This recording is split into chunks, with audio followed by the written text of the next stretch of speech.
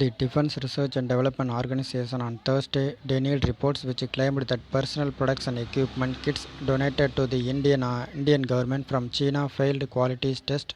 In a statement, DRDO clarified that the Defense Research Agency does not pass or fail kits provided to it for testing by Hindustan Latex Limited or any other vendor. Our labs only carry out tests as per set standards and provide that to the agency concerned.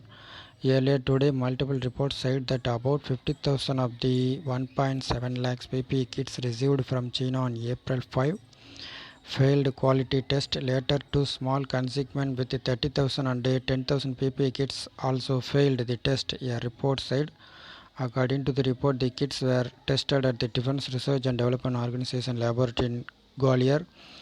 The Indian government is procuring CEFDA certified PPE kits only, but some consignment received as donation failed the quality test.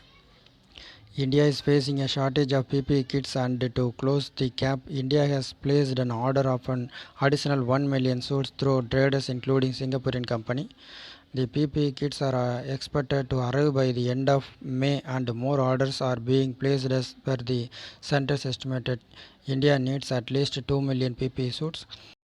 India is also producing the PPE kits locally, with the Indian Railway ramping up producing a PPE in the fight against the COVID-19 pandemic. The Indian Railway will manufacture over 30,000 PPE kits by April 2020, with the Northern Railway Jagadhari workshop planning to produce as many as 1 lakh kits by May. Meanwhile, Assam became the first state in the country to directly procure personal protective equipment kits from China to combat COVID-19, with a cargo plane carrying 50,000 PPE kits from China, Guangzhou, landing at the Lakaporia Gobinath Bordolai International Airport in Guwahati. In the past, the Netherlands, Spain, Turkey, Georgia, and the Czech Republic rejected China-made coronavirus testing kits and other protective gear, labeling the items as substandard.